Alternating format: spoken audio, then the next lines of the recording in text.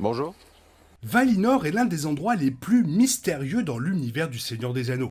Il y a plusieurs détails que les films de Peter Jackson et la série Les Anneaux de Pouvoir ont occultés.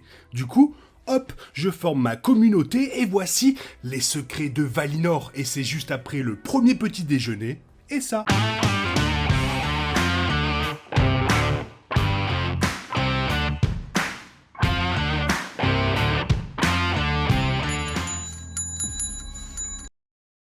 Le continent à l'ouest de la Terre du Milieu, parfois appelé les Terres Immortelles, a été considéré comme quelque chose comme le paradis tout au long des adaptations à l'écran des œuvres de Tolkien.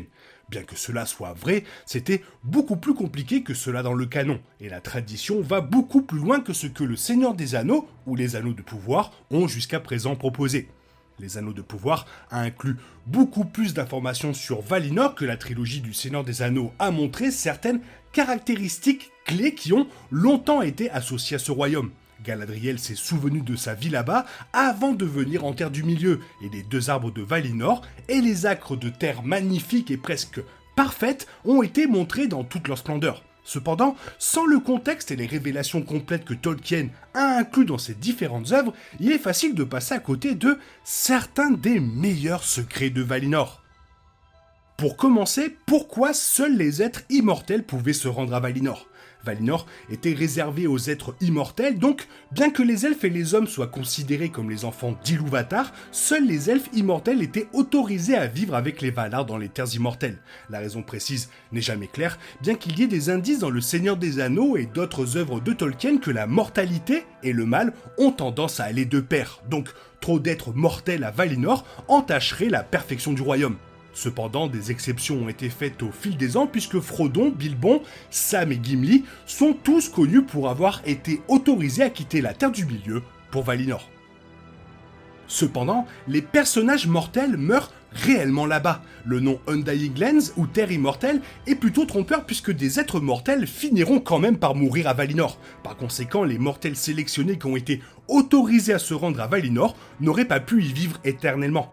Au lieu de cela, Frodon, Bilbon, Sam et Gimli auraient vécu dans le confort et le bonheur pendant le temps qui leur restait, avant de finalement mourir et de continuer vers leur vie respective.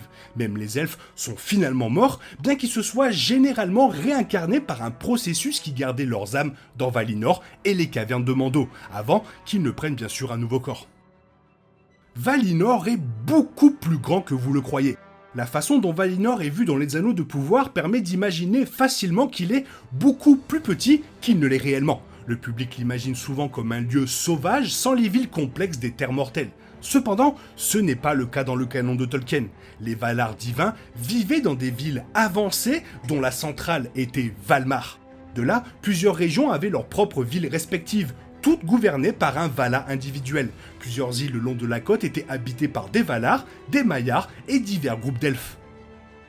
Et chaque région avait ses propres règles. Les Valar étaient des esprits créés par le dieu supérieur du canon de Tolkien, Ilúvatar. Ils ont aidé à créer le monde Arda, qui comprenait la Terre du Milieu, et Aman, le continent contenant Valinor. Comme les dieux grecs, tous les Valar avaient une compétence spécialisée qui incluait souvent des éléments. Par exemple, le Valar Ulmo était le roi de la mer, et Olé, celui fréquemment mentionné par les nains dans les Anneaux de Pouvoir, qui était connu comme le forgeron, et était un expert des métaux.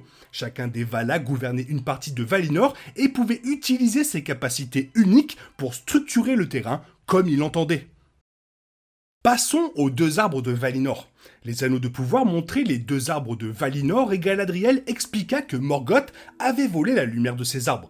Ce qu'elle n'a pas expliqué, c'est que c'était la deuxième fois que le méchant faisait quelque chose comme ça. Bien avant, quand Ilúvatar venait de créer le monde, il n'y avait qu'un seul continent, et les Valar avaient construit deux grandes tours, une au nord et une au sud, qui éclairaient le monde. Cependant, Morgoth est devenu jaloux de cette lumière et a détruit les tours, et le résultat a été l'éclatement du continent en Aman et en Terre du Milieu. Car oui, autrefois, les deux étaient réunis. Valinor et la Terre du Milieu sont séparées dans le Seigneur des Anneaux et les Anneaux de Pouvoir, mais elles étaient initialement attachées par un pont de glace connu sous le nom d'Elcaraxi. Je crois que je l'ai mal dit. C'était ainsi que les elfes avaient l'habitude de traverser d'une région à l'autre, mais après la guerre de la colère au Premier Âge, ce pont utile mais dangereux a été dissous, et les royaumes immortels et mortels ont alors été séparés. C'était en partie destiné à empêcher Galadriel et les autres elfes, qui avaient traversé alors qu'ils n'étaient pas censés le faire, de rentrer chez eux à Valinor, jusqu'à ce que l'interdiction des Noldor soit levée. Et du coup, Valinor est devenu un royaume à part. La destruction du pont n'était pas la seule chose qui séparait la Terre du Milieu de Valinor. En fait, bien que les continents aient été techniquement séparés par la mer, il existait dans deux domaines ou dimensions entièrement séparées. Cela fait en quelque sorte que n'importe qui ne pouvait pas monter à bord d'un navire et y naviguer. Lorsqu'un navire elfique approuvé partait des Havres Gris, il quittait la mer une fois qu'il avait traversé la lumière et naviguait à travers le ciel pour atteindre la dimension de poche qu'est Valinor. Cela empêchait les visiteurs indésirables d'atteindre le pays des Valar, bien que des individus comme le père d'Elrond aient réussi à se faufiler. Les origines des elfes. Dans une grande partie du Seigneur des Anneaux et des Anneaux de Pouvoir, il est sous-entendu que Valinor est la véritable patrie du peuple elfique. Cependant, les détails de la création de la Terre du Milieu par Ilúvatar et de ses enfants immortels révèlent que ce n'est pas du tout le cas.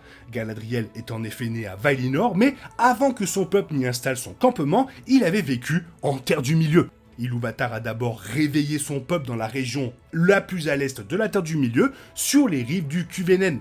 Malheureusement, le Valar corrompu Melkor a commencé à les kidnapper et à les torturer, alors les autres Valar ont invité les elfes à déménager à Valinor à la place. Et Valinor est l'endroit où se déroule la bataille la plus fucking épique de Tolkien.